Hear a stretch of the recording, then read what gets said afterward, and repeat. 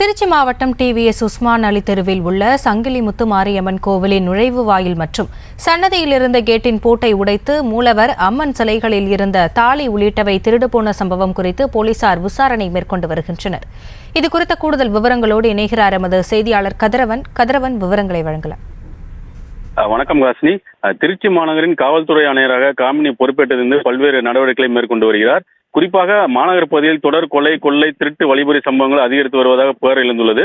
இந்த நிலையில் மாநகரம் முழுவதும் 24 மணி நேரமும் பாதுகாப்பு பணியில் காவல்துறை ஈடுபட வேண்டும் என உத்தரவிட்டுள்ளார்.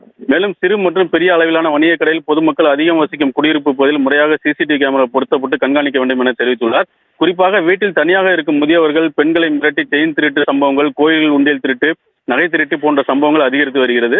இந்த நிலையில் திருச்சி மாநகர் டிவிஎஸ் டோல்கேட் உஸ்மான் அலி தெருவில் உள்ள சங்கிலிமுத்து மாரியம்மன் கோயில் நுழைவால் கேட் மற்றும் அம்மன் மூலஸ்தானம் கேட் பூட்டை உடைத்து மூலவர் உற்சவ சிலையில் இருந்த 3.5 பவுன் தாலி பவுன் திருடப்பட்டுள்ளது.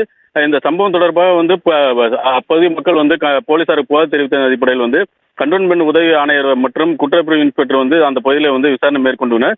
மேலும் கோவில் வளாகத்தை பணியாற்றக்கூடிய பணியாளர்கள் அருகில் உள்ள பொதுமக்களிடம் விசாரணை மேற்கொண்டுள்ளனர். குறிப்பாக சிசிடிவி கேமரா காட்சிகளை பதிவு செய்து விசாரணை நடத்தி வருகின்றனர்.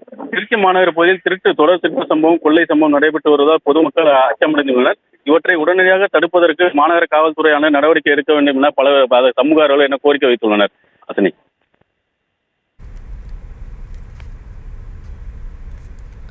விவரங்களுக்கு நன்றி கதிரவன்.